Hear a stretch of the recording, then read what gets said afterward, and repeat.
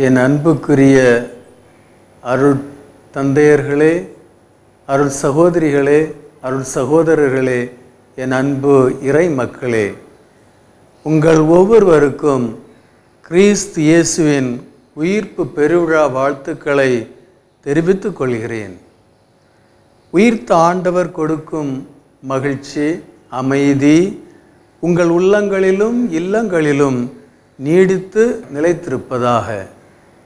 இயேசுவின் அகால சிலுவை மரணம் எதிர்பாராத விதமாக தற்செயலாக நடந்தேறியது அல்ல.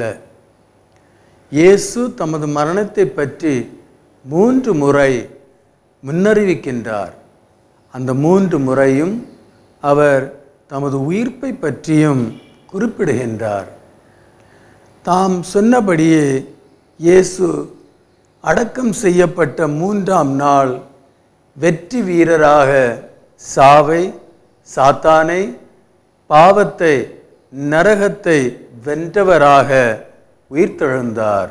கோதுமை மணி மண்ணில் விழுந்து மடிந்தால்தான் மிகுந்த பலன் அளிக்கும். இயேசுவின் சிலுவை மரணம் நமக்கு மிகுந்த வேதனையும் துன்பத்தையும் தந்தாலும் அவருடைய உயிர்ப்பு நமக்கு நம்பிக்கையையும் மகிழ்ச்சியையும் தருகின்றது. இருளை விட ஒளி சக்தி மிக்கது. அதுபோல சாவை விட இயேசு சக்தி மிக்கவர் என்பதை இயேசு தம் உயிர்ப்பால் நிரூபித்து விட்டார். எந்த சூழ்நிலையிலும் நாம் நம்பிக்கை இழக்காது வாழ முயற்சி செய்வோம். நமது வாழ்க்கை பயணத்தில் நாம் ஒருபோதும் தனியாக இருப்பதில்லை. உயிர்த்த ஆண்டவர் நம்முடன் பயணிக்கின்றார். இதோ உலகம் முடியும் வரை எந்நாளும் நான் உங்களுடன் இருக்கின்றேன் என்று இயேசு நமக்கு வாக்களித்துள்ளார். நான் வாழ்கிறேன், நீங்களும் வாழ்வீர்கள்.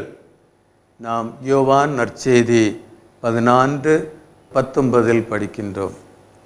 என்ற இறை வார்த்தைக்கு ஏற்ப இறைமகன் இயேசு வாழ்கின்றார், நம்மை வாழச் செய்கின்றார்.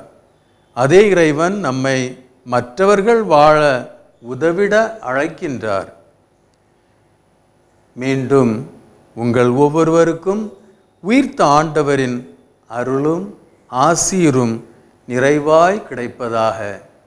Wish you all a very happy Easter. எல்லாம் வல்ல இறைவன், தந்தை, மகன், தூய ஆவியார் உங்கள் அனைவரையும் ஆசீர்வதிப்பாராக. ஆமென்.